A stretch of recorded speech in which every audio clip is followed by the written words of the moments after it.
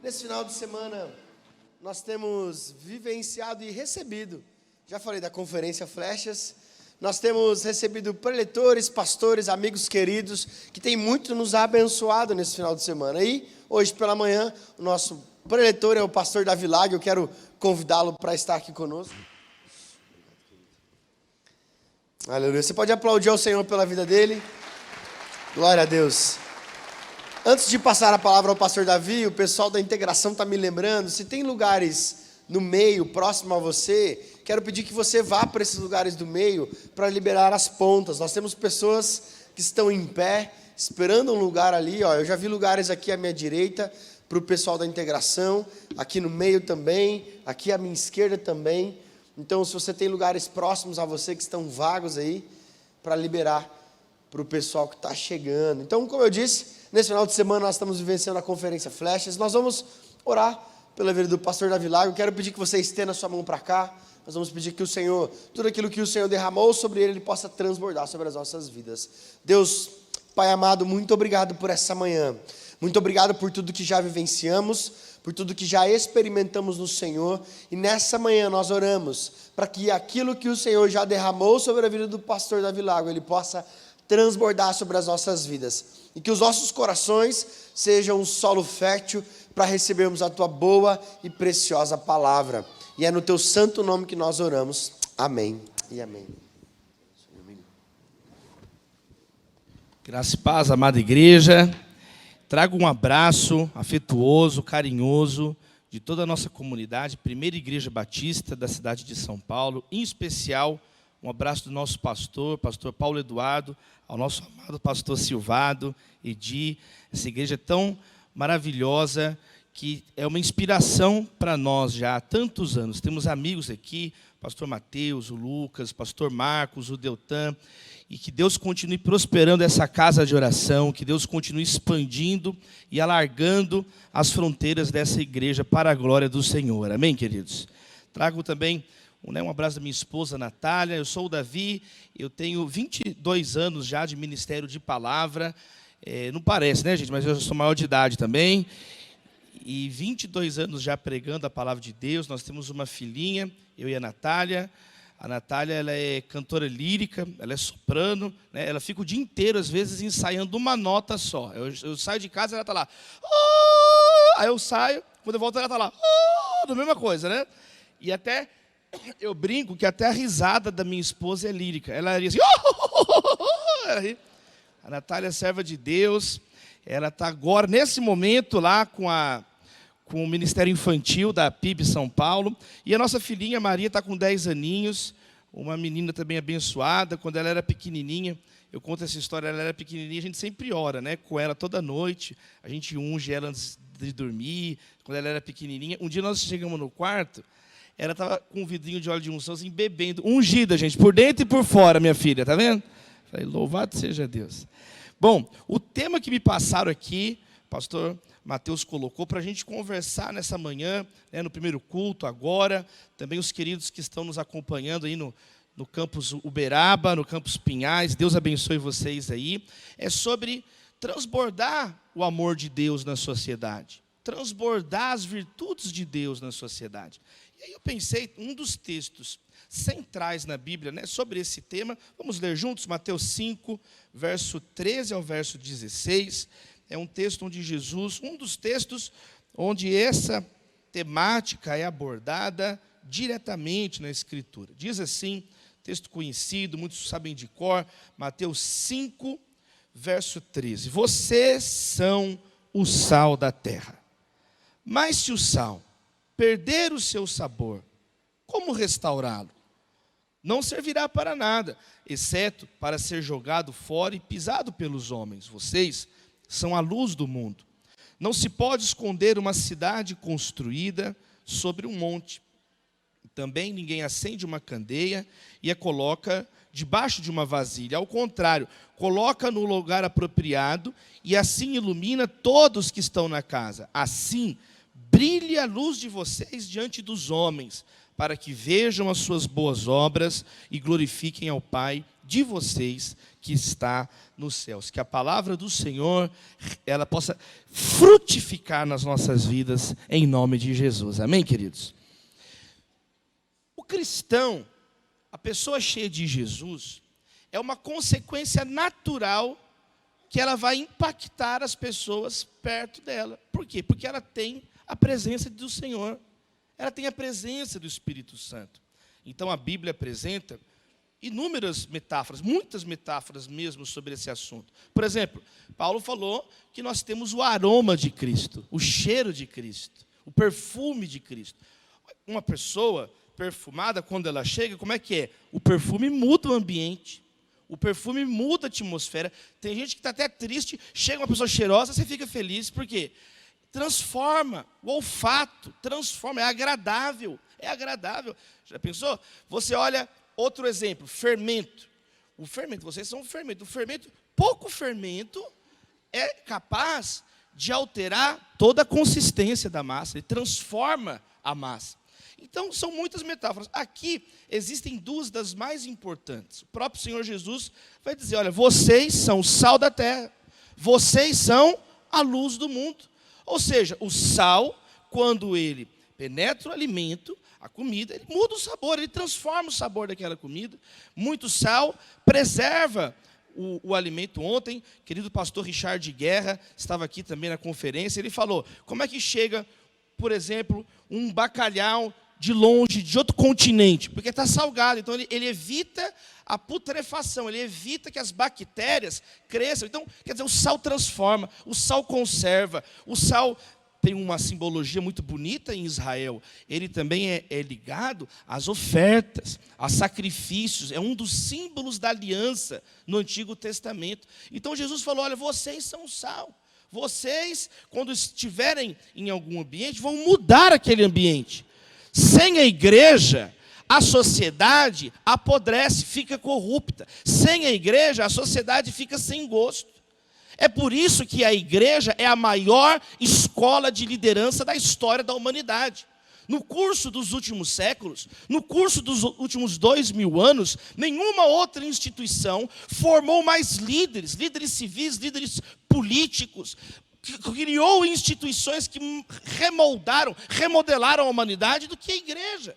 Foi a igreja cristã que criou os hospitais. Basílio Magno, em 369, a igreja bizantina, não existiam hospitais. Até o século XVIII, século XIX, não existia hospital na Ásia, em grande parte da Ásia, no Japão, missionários é que levaram. Por quê? Porque onde Jesus chegava, ele pregava o evangelho, ele ensinava sobre o reino, ele curava os enfermos. Então, não é por acaso que onde chega uma igreja, logo tem uma universidade, uma escola, logo aparecem hospitais, logo aparecem orfanatos, logo aparecem instituições que vão cuidar das pessoas. Então, William e Catherine Booth, na Inglaterra, eles criaram o Exército da Salvação. É a maior organização no mundo que cuida de desabrigados. Quando teve a crise da Bolsa de Nova York, em 29, o Exército da Salvação ajudou, deu comida, sustentou famílias inteiras, pessoas que não tinham o que comer. Você pega os inúmeros exemplos, por exemplo, Henri Dunant, fundador da Cruz Vermelha, primeiro vencedor do Prêmio Nobel da Paz. Aliás, a Cruz Vermelha venceu 3 prêmios da paz. Um homem de Deus, um servo de Deus. Qual foi o símbolo que ele colocou? A cruz. A cruz. Então, não é por acaso, não é do nada que surge isso, porque foi Jesus que disse isso. Vocês são a luz do mundo. Vocês são bem-aventurados. Ele começa falando na terceira pessoa o Sermão do Monte. O Sermão do Monte é o texto mais lido, discutido e analisado da história. Nenhum outro texto. Tem o Pai Nosso, tem a regra de ouro, tem dar a outra face, caminhar outra milha. É um texto, eu gosto de chamar o Sermão do Monte de Sermão do Desmonte, que ele desmonta a gente. Ele desmonta. E ele começa falando das bem-aventuranças. Ele começa falando, olha, bem-aventurados os pobres em espírito, porque deles é o reino dos céus. Bem-aventurados os que choram, porque serão consolados. Bem-aventurados os mansos, porque eles herdarão a terra. Bem-aventurados os que têm fome e sede de justiça, porque serão satisfeitos. Bem-aventurados os misericordiosos, porque eles obterão misericórdia. Bem-aventurados são os puros de coração, porque eles verão a Deus.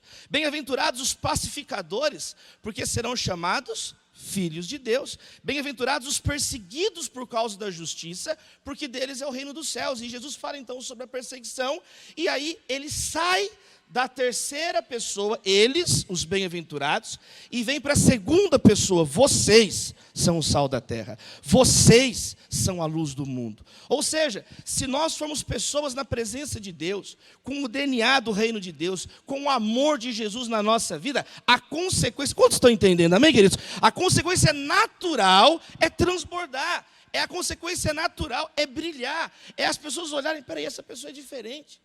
Peraí, nós estamos passando o mesmo problema. Peraí, é a mesma tempestade que está caindo.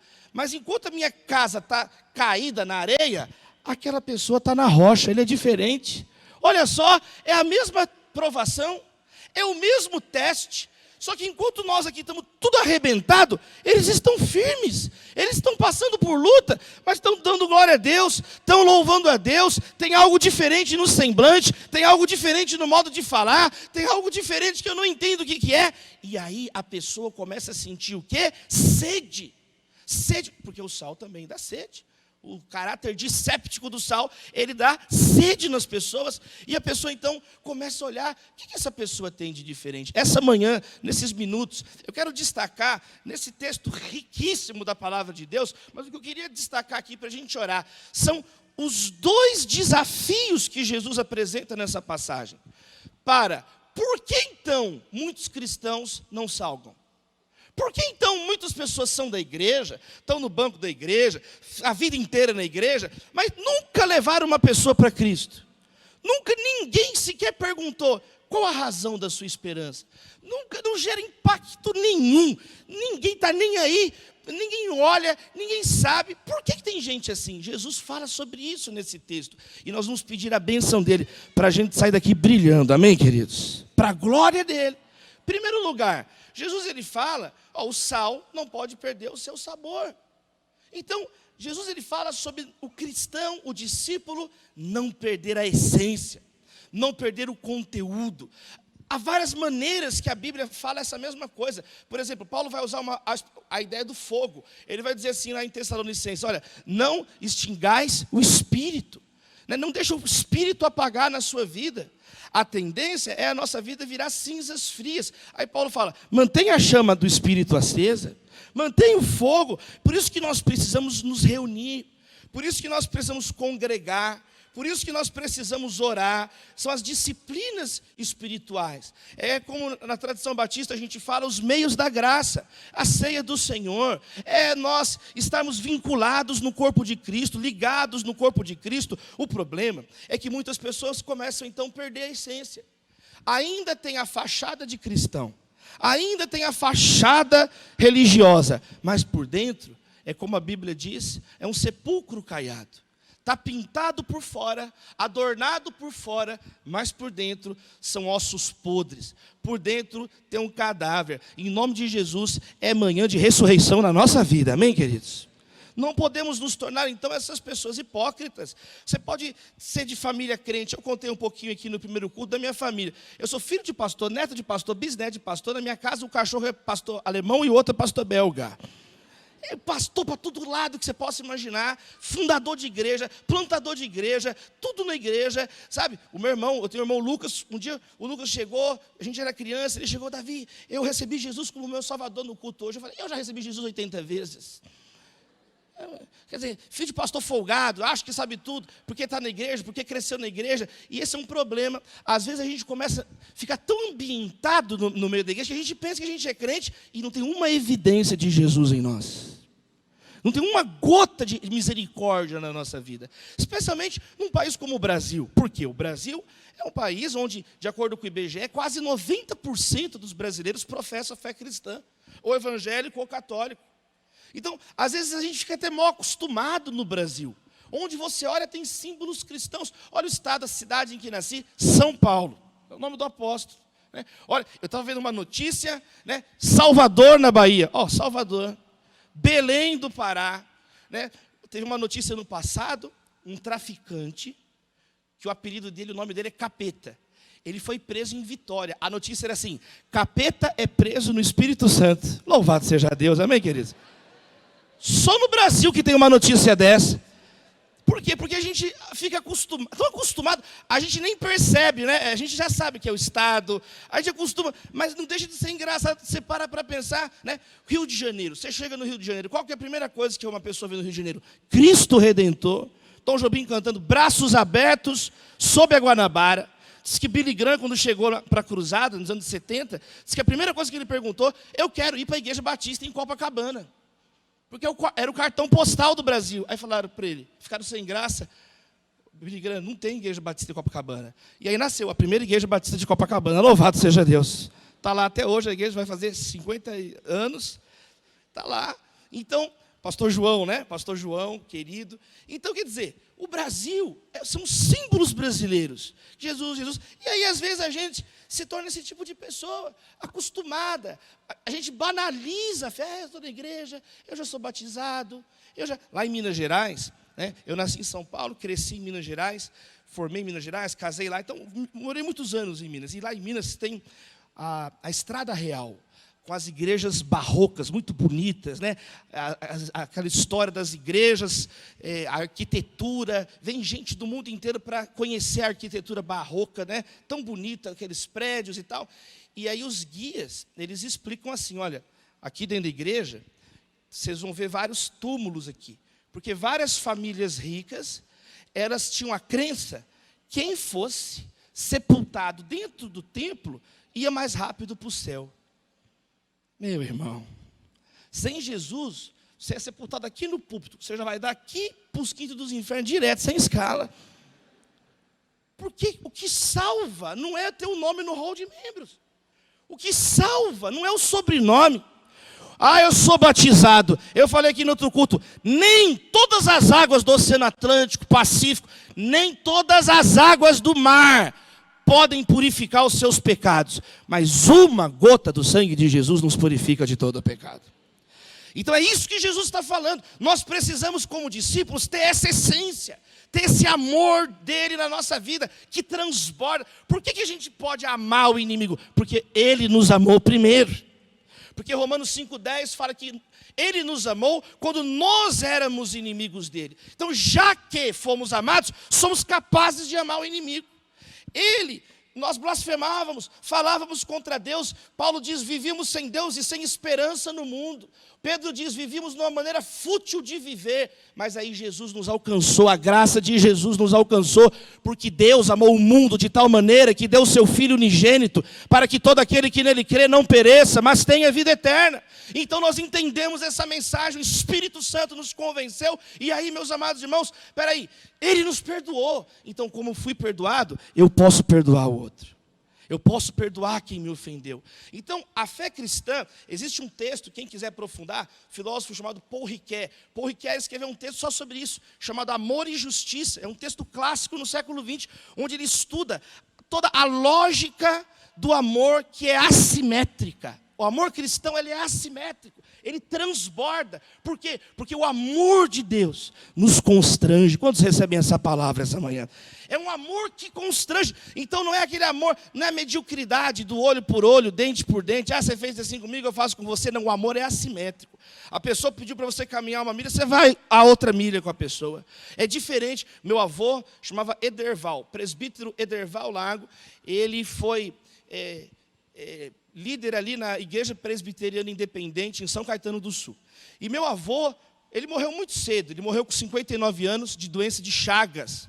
Né? Ele morreu muito cedo, ele tinha uma saúde muito debilitada, muito fraco fisicamente, meu avô. Mas um homem de oração. Um homem, toda a vida inteira, 5 da manhã, de joelhos orando. Esse foi meu avô. Esse foi meu avô. Orando, um homem impregnado da presença de Deus. Né? Foi muito triste, né? O dia que do velório do meu avô, ele morreu muito cedo. A igreja fez uma homenagem, tem uma sala lá para ele. Ele marcou a vida das pessoas com essa simplicidade que ele tinha. Ele amava, e tem um monte de histórias do meu avô, que a família me conta. Uma vez, tem uma que ele estava andando num viaduto em São Paulo, e meu avô foi assaltado. Chegou lá, dois meninos chegaram, tio, dá aí o relógio, dá aí a carteira. Aí meu avô foi dando assim o dinheiro, deu o relógio e foi orando. Que Deus abençoe vocês. Olha, que prospere na vida de vocês. E meu avô começou a abençoar os bandidos que estavam roubando ele. Vai na paz, meu filho, vai, não peque mais. Começou a orar, vamos. E ele abençoou. Aí os meninos andaram assim, um pouco no viaduto, de repente eles pararam e eles voltaram na direção do meu avô. Aí meu avô contou que ele ficou preocupado. Ele estava deserto e eles voltaram assim em direção ao meu avô. Quando os meninos voltaram, os dois estavam chorando. Ô tio, desculpa. Eles desassaltaram o meu avô, eles devolveram.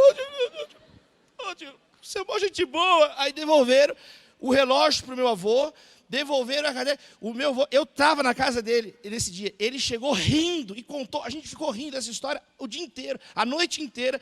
Porque e são muitas histórias de uma pessoa que tinha a marca. Quem aqui conhecia uma pessoa cheia de Jesus? Que às vezes não tem que falar nada. Não tem que... É a presença do Senhor. Jesus está dizendo, se nós não tivermos essa presença do Espírito em nós, nós nos tornamos descartáveis. A igreja se torna mais uma coisa como qualquer outra. Ela se torna uma bobagem, ela se degenera. De um rebanho de Deus, muitas vezes de um aprisco do Senhor, a igreja se degenera, ela se metamorfoseia numa espécie de alcateia de lobo, um querendo aparecer mais que o outro, um querendo brigar com o outro. É Diótrefes. Quem lembra de Diótrefes? Terceira carta de João, tem um sujeito chamado Diótrefes, não é idiota, é Diótrefes, que diz que Diótrefes queria ser o mais importante da igreja. Olha que projeto de vida ridículo, patético. O que você quer ser? Eu quero ser o mais importante da igreja. O rei da igreja é Jesus, ele é o alfa, o ômega, o princípio e o fim. Ele é o rei dos reis e senhor dos senhores. Nós somos as ovelhas, ele é o supremo pastor. Então o dono da igreja, quem edifica a igreja, é Jesus Cristo de Nazaré. Ele é o Senhor da igreja. Então é isso que nós precisamos entender. Sem mim nada podeis fazer. Muitas vezes então nos tornamos hipócritas. O que é um hipócrita? É aquela pessoa que esconde os pecados para manter a reputação. O que é um hipócrita? É aquela pessoa que começa a viver de fachada. Fala uma coisa, mas não vive o que prega. É como Jesus falou dos fariseus. Esses fariseus, o que eles dizem está certo, mas não segue os passos deles, porque eles não praticam aquilo que eles pregam. Então, é isso que Jesus está falando. Se a igreja não praticar a mensagem, ela perde a autoridade, ela perde a relevância. Aí pode ter milhões de evangélicos, mas se não vive o evangelho, não adianta chamar evangélico, não muda o Brasil, não muda lugar nenhum, ninguém quer saber de Deus. Eu falei aqui de um menino, que eu conheci ele, eu falei, qual que é o teu e-mail? Ele falou assim, pastor, meu e-mail é surimicantas@hotmail.com. Teu e-mail pode falar a língua estranha, teu carro pode ter adesivo de Jesus, você pode usar camiseta de Jesus, mas se não tiver Jesus, já viu uma pessoa que tenta fingir que é cheirosa? Existe isso, gente? Você pode fazer cara de cheiroso, ficar se comportando como cheiroso. Meu irmão, se você estiver fedendo, fedeu, não tem o que fazer. Não dá para fingir que é cheiroso. Quem está entendendo? Não dá para... A pessoa que não tem perfume, não tem o que fazer. Não tem o que fazer. Eu contei aqui de manhã, meu pai levou a minha irmã, a Priscila, minha irmãzinha, quando ela era menor, a minha irmã tinha um problema na língua, então ela falava com a língua presa. Ela falava assim, desse jeito. Aí meu pai levou ela na fonoaudióloga, fono, ajuda minha filha, né, fazer um tratamento aí, um acompanhamento para destravar a língua dela. A fono falou assim, pastor, não se preocupa. Pastor, em alguns dias está tudo certo isso daí. Meu pai, não precisa, irmã. Aí levou ela para outro lugar. Quer dizer, a pessoa não resolveu o próprio problema, quer resolver o problema dos outros. Então Jesus falou, olha, você quer tirar o cisco do olho do teu irmão, mas você não tirou a trave do teu. Jesus não quer que fique cisco no olho de ninguém. Jesus não quer que fique pecadinho na vida de ninguém. Ele falou, tira primeiro a trave do seu, para você tirar o cisco do teu irmão. O problema é a hipocrisia. Quer resolver o problema do outro e não resolveu o próprio problema. A irmã, pastor, ora por mim que eu quero resolver o problema da bolsa de valores. Eu falei, você já arrumou sua bolsa, irmã? A bolsa tem cruzeiro novo. Então, Arruma a tua bolsa para arrumar a bolsa de valor. Arruma a cama para arrumar. E aí, muitas vezes a gente esquece isso. E a igreja, então, vai perdendo a sua capacidade de transformar, a sua capacidade de mudar. Muitas vezes também, a hipocrisia leva à consciência cauterizada, que é o auto-engano.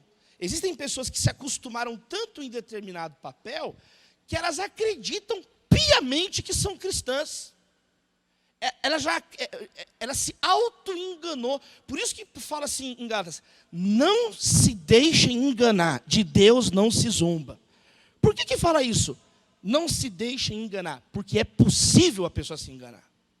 É possível acreditar numa mentira. É possível acreditar, não, eu sou de Deus. Mas, então, por que tem tanto pecado na vida? Por que não tem amor? Ah, mas eu tenho uma boa doutrina. Você pode ter uma boa doutrina, mas se você não ama, biblicamente você é um herege. Porque o amor, de acordo com Cristo, é o resumo da lei. Amar a Deus, amar ao próximo. Texto de Levítico 19, 18, que é o texto mais citado no Novo do Antigo Testamento. 8 citações. Nenhum outro texto do Antigo Testamento é mais citado do que o que Jesus chamou de o segundo maior mandamento: amar o próximo como a si mesmo. Em Tiago é chamado de lei do reino. Paulo vai citar em Romanos, vai citar em Gálatas. Jesus vai falar na parábola, ali naquele contexto do bom samaritano. O grande mandamento aqui no Sermão do Monte mesmo, nesse próprio capítulo 5. Então, meus amados irmãos, a minha primeira oração essa manhã é que você receba de novo, sabe, um chacoalhão de Deus aí. Vamos estar na essência de Jesus.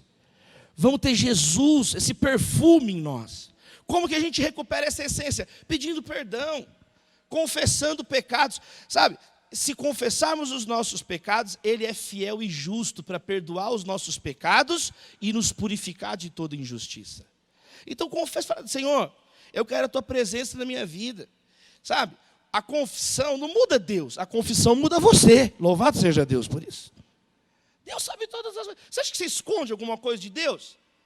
Você acha que você esconde alguma coisa de Deus? Sara ficou dando risada de Deus escondida, Deus estava vendo a risada dela, a incredulidade dela. Acã roubou lá o que não podia, pegou o despojo que era proibido. Deus fez ele passar uma vergonha nacional. Por quê? Porque acha que vai enganar Deus? Você acha que você esconde alguma coisa de Deus? Davi, olha o rei Davi. O rei Davi adulterou, orquestrou para matar Urias, que era um homem leal, fiel a ele. Davi tentou de todo jeito esconder o pecado dele. Até nós, aqui no Bacaxeri, estamos sabendo disso. 3.000 anos depois. Você está querendo esconder? Pois Ele colocou na palavra eterna aqui. A diferença é que Davi se arrependeu. Leia o Salmo 51. Leia o coração de Davi diante de Deus. Senhor, me perdoa. Não tira de mim o teu espírito. Restaura a alegria da salvação. Está escrito, meus amados irmãos, Salmo 51, verso 17, que um coração contrito Deus não desprezará. É uma promessa da palavra para mim e para a sua vida. Amém, queridos? É uma promessa. Então, arrependimento é a postura que nós tomamos em relação ao pecado. Sabe qual que é o problema? É que nós aprendemos muito pouco com os nossos erros. Por isso que nós cometemos o mesmo erro de novo. Uma coisa que eu aprendi, um dia eu estava muito triste. E meu pai, eu fiz uma coisa, eu estava muito triste, eu estava muito arrependido, e eu falei com meu pai, eu era adolescente, meu pai falou assim: filho, vem aqui, sabe essa dor que você está sentindo? Eu falei: sei, pai. Sabe o que você faz? Vai na tua agenda e anota isso daí. Anota a dor que você está sentindo hoje, para você não esquecer. Anota na tua agenda esse sentimento amargo que você está sentindo, filho. Porque num dia que você quiser fazer isso de novo, você vai lá e lê a tua própria anotação na agenda. Aí você lê o que você mesmo sentiu. Porque, meu pai falando, sabe uma coisa que eu aprendi, filho, com anos de ministério? Que as pessoas esquecem essa dor. E aí cometem o mesmo erro. E de novo. E eu fui lá e anotei. E graças a Deus, nunca mais eu fiz isso pela graça de Deus na minha vida. Fui liberto. Quem está entendendo? Amém, queridos? Então, é isso que Jesus está falando. Senão, nós vamos virar tapa-buraco. Senão, a igreja se torna algo que não faz a menor diferença. Então, eu te desafio essa manhã. Vamos orar. pedir perdão a Deus. Às vezes a sua dificuldade é com a própria igreja. Não interage com ninguém, não participa de um grupo, de uma célula, de uma rede, não se envolve em nada. A pessoa vai se tornando fria, vai se tornando palha seca, não está ligada no corpo, não recebe amor, não recebe perdão, não recebe uma exortação, não recebe alguém que fala a verdade para você. Você acha que sabe tudo, já viu tudo, conhece tudo, e continua cometendo erros. O pastor Rick Warren fala assim: tem pessoas que envelhecem na igreja, mas não amadurecem. Quer dizer, tem anos de igreja, mas não tem profundidade. São pessoas rasas, são pessoas superficiais, é claro, não tem uma amizade. Então também que haja, transformação nos relacionamentos, que você possa perdoar. Você tem que ter alguém que fala a verdade para você. Quem não tem amigo tem bafo. Deus tem misericórdia. Um amigo chega e fala assim: meu irmão, vamos escovar o dente. Se o coveiro passar, vai jogar terra na sua boca, vai pensar que tem alguém morto aí dentro. Quer dizer, Provérbios fala sobre isso. Que é melhor o amigo que fala, como ferro afia o ferro, um amigo afia o seu companheiro. Então, amizades na igreja, somos irmãos, somos ovelhas do rebanho de Deus, somos pedras vivas do mesmo edifício, somos membros do mesmo corpo, somos irmãos e irmãs da mesma família. E por fim, a questão do posicionamento. Então, quem recebe essa primeira palavra aí? Amém, amém, amém? E para fechar, o posicionamento. Jesus fala: mas a lâmpada não pode ficar embaixo do tapete. A lâmpada não pode ficar embaixo da mesa. A lâmpada não tem sentido uma lâmpada que não está posicionada. Ele está dizendo isso para a igreja. Não tem sentido uma igreja que não transforma. Não tem sentido uma igreja que não anuncia. É uma igreja ingrata. Peraí, eu fui salvo só para mim? É o oposto do evangelho.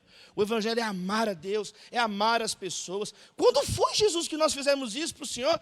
Quando você deu de comer para aquela pessoa lá, você fez para mim. Quando você acolheu aquele estrangeiro. Você quer saber onde Jesus está? Jesus está aqui em Colombo, na base da Missão Mais, 200 refugiados do Afeganistão, que vieram sob o risco de ser assassinados lá. Então você quer acolher Jesus? Acolhe aqui. Quem está entendendo? Quem está entendendo? Dá de beber para quem está com sede, visitar o encarcerado. Santo Agostinho dizia isso. Ele falava assim: muitas pessoas só esperam ver Jesus no último dia no trono de glória e esquecem de ver naquele que sofre hoje, naquele que está precisando hoje. Então Jesus falou: a igreja tem que estar posicionada. Do mesmo jeito que uma cidade em cima de um monte, todo mundo vê, não tem como esconder uma cidade. O sol está brilhando, todo mundo olha para a montanha, para o monte, está vendo a cidade lá. Machu Picchu, você olha lá, Nazaré, a cidade de Jesus, Jerusalém, em cima de um monte, não tem como esconder uma cidade. Assim tem que ser o nosso testemunho, Jesus está dizendo. Brilhe, brilhe a luz de vocês. E como que essa luz vai brilhar? Fazendo boas obras, ajudando, contribuindo, apontando o caminho, levantando quem está caído. Parar de querer ser servido e começar a servir. Parar de pedir o tempo inteiro pedindo oração. Falar: Deus, hoje eu quero orar por alguém. Apesar das minhas lutas, apesar dos meus desafios, usa a minha vida, Senhor. Usa na minha limitação. Usa, Senhor, na minha falta de recursos, mas eis-me aqui. O problema de muita gente é esse. Eis-me aqui, Senhor, envia o meu irmão. E vive, pastor, meu ministério é o ministério do canto. Ficar no canto encostado. Esse aqui é o meu ministério, eu fico aqui no canto. Não, Deus está te chamando para salgar. Resplandeça, vocês são a luz do mundo. É a igreja que tem que brilhar. Ele não falou: a sinagoga é a luz do mundo. O sinédrio é a luz do mundo. César é a luz do mundo. Não, são os discípulos. Você que me ouve, não será, é a luz do mundo, porque Jesus está em nós. A presença do Senhor na nossa vida é real. Um abraço pode iluminar uma vida. Sabe uma coisa que eu fiz com a minha esposa? Orar. Então nós montamos um grupo, esse ano, nós montamos um grupo no WhatsApp, eu e minha esposa, Natália, é só nós dois. O grupo chama Gatos Intercessores. Louvado seja Deus. Eu e ela. E aí, toda semana, eu ia na Natália, vamos orar por um casal, por uma família de amigos. Então, toda semana, a gente coloca a foto e a gente fica a semana inteira orando por aquelas pessoas, pelos filhos, a gente ora. O que eu estou querendo dizer? Se desafie, crie coisas. Quem está entendendo? Amém, amém, amém, amém? É brilhar, não sou eu que estou falando, é Jesus que está falando, brilhe. Aí vai chegar no último dia, a parábola dos talentos fala sobre isso. Maneiras diferentes de dizer a mesma coisa. E aí? Jesus, eu enterrei o talento. Você não fez nada? Não fiz nada, porque eu tive medo, vá para o inferno. Eu te salvei, eu te redimi, eu te dei talento. Você era da Igreja Batista do Bacaxeri. Pastor Silvado te discipulou, seu infeliz. E você não fez nada. Conferência de jovem, colocamos vaso lá. Tudo que é possível fazer. O que você estava esperando? Não, você está num lugar para brilhar. Deus abre portas na sua vida. Não é para a tua glória, é para a glória do Pai que está no céu. A sua vitória é a vitória do reino de Deus. A sua vitória é a vitória da igreja. Quem recebe essa palavra? Sou pentecostal, meu irmão. Louvado seja Deus. Batista pentecostal. Nós precisamos brilhar no Brasil. Nós precisamos. Eu vou contar alguns testemunhos e encerrar. Eu comecei a pastorear os jovens em Belo Horizonte, lá na igreja Getsemane. E aí, 2012, 2013, 2014, 3 anos. E aí eu falei muito sobre isso, sobre fé inteligente, que os meninos tinham que estudar, formar e tal, e tal. E aí sabe o que aconteceu? Os jovens começaram a ser aprovados nas melhores universidades de Belo Horizonte. Assim, meninos, assim, que era a primeira pessoa na família que entrou na faculdade.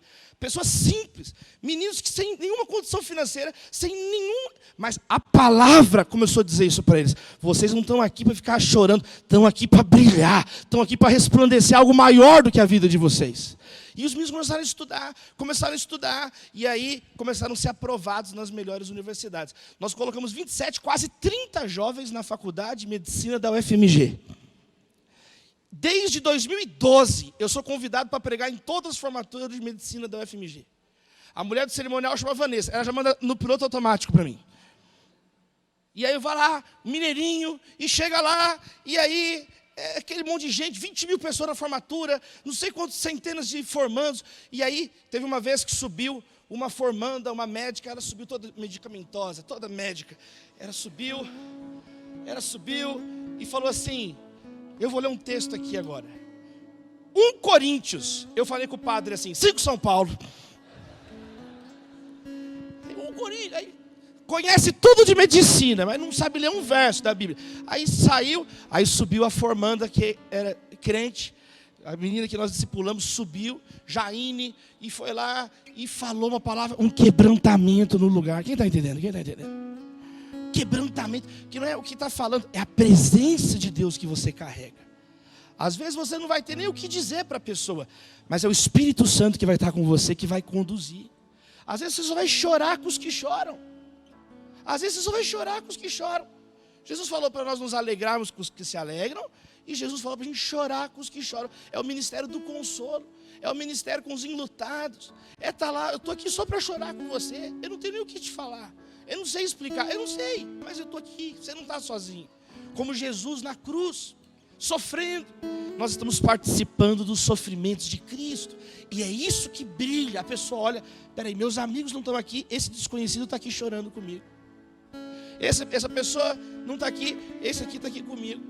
Então a minha oração é que você recupere, mergulhe na essência do Senhor, o amor de Deus, e que Deus te coloque em lugares para brilhar e transformar vidas. Comecei a ser chamado para, última coisa que eu vou falar para encerrar, que o tempo já estourou. O negócio da formatura, fui chamado para pregar na formatura aqui, na formatura ali, aí eu comecei a orar, falei, Deus... Porque é muito legal, você chega na formatura, a pessoa é obrigada a te ouvir pregar. Louvado seja Deus. Eles são tudo obrigado a te ouvir pregar lá, né? Aleluia. E aí, comecei a ser chamado para outra formatura, de arquitetura, de não sei o quê. Aí eu peguei isso em 2012, 2013, eu fiz uma oração. Falei, Deus, se o Senhor está abrindo, se o Senhor, esse é um caminho que o Senhor está me colocando, eu quero brilhar lá, eu não quero passar vergonha, eu não quero envergonhar o teu nome. Eu não quero chegar lá e falar uma coisa nada a ver. Me capacita, Senhor. Me capacita para falar nesses espaços. E comecei a orar. E aí eu peguei e fui pesquisar qual que é a faculdade mais nobre, a formatura mais tradicional do Brasil. E eu coloquei como uma meta de oração, não para eu aparecer, mas para o nome de Deus ser glorificado. Quantos estão entendendo? Falei, Deus, se o Senhor está abrindo essas portas, abre. Aí a faculdade de Direito da USP. Ela vai fazer 200 anos a faculdade, em 1827, agora, 2027, ela vai completar 200 anos. E aí, 13 presidentes da República se formaram lá, e toda aquela tradição da São Francisco. E eu peguei e falei, Senhor, comecei a orar. Eu, um pastor de jovens lá em Belo Horizonte, eu comecei a orar. Eu tinha na época 25, 26 anos. Falei, Deus, abre portas. Eu quero pregar nessas formaturas. Se esse é o lugar que o Senhor quer me usar, eu quero pregar lá. E falei assim, Senhor, antes dos 40 anos eu quero pregar na formatura da faculdade de Direito. E comecei a orar, Deus, abre essa porta, Senhor, que eu vou honrar o teu nome lá. Eu preguei com 28 anos na formatura, em 2015. Deus abriu a porta. Sabe qual que é a oração mais perigosa que você pode fazer essa manhã? É, usa-me, Senhor, porque Deus vai te usar. Ele está dizendo, você vai brilhar na sua família. Às vezes você parou de orar, abra suas mãos que eu quero orar encerrando. Porque você parou de orar pelos seus familiares que não conhecem Jesus. Às vezes o seu coração petrificou. Às vezes uma mágoa na igreja. Às vezes uma picuinha tirou o fervor. Não, Deus, nós oramos essa manhã em nome de Jesus. Restaura sonhos, restaura corações, restaura, Senhor, pessoas que se tornaram áridas, pessoas que já não se quebrantam na tua presença, pessoas que já não choram. Eram pessoas de Deus, eram pessoas fervorosas, amorosas, mas uma besteira, uma enfermidade, alguém não cumprimentou, e uma coisa mínima minou a fé, minou a espiritualidade. E hoje muitas vezes nos sentimos como sal insípido. Somos mais um na multidão. Só mais um no trabalho falando palavrões como os outros. Só mais um sendo conivente com os crimes. Só mais um que está ali só para nada, perdendo tempo. Deus, a nossa vida não é uma bobagem. O Senhor redimiu a nossa vida. O Senhor nos redimiu de uma maneira vazia de viver. Por isso nós oramos essa manhã. Restaura-nos. Restaura ministérios, dá novas ideias, abre novas portas. Senhor, a palavra diz que a porta que o Senhor abre, ninguém pode fechar.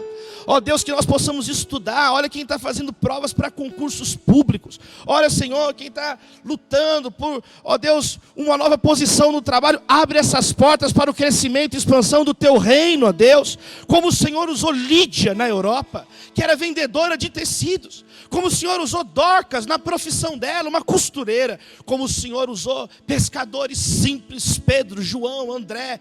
Ó Deus, como o Senhor usou a vida do apóstolo Paulo, fazedor de tendas. Usa-nos nas nossas profissões. Como Jesus, um carpinteiro, usa as nossas vidas. Levanta arquitetos de um novo tempo. Levanta, Senhor, pessoas que vão ser empreendedores, pessoas que vão multiplicar talentos, dons, ministérios, para que o teu nome seja exaltado.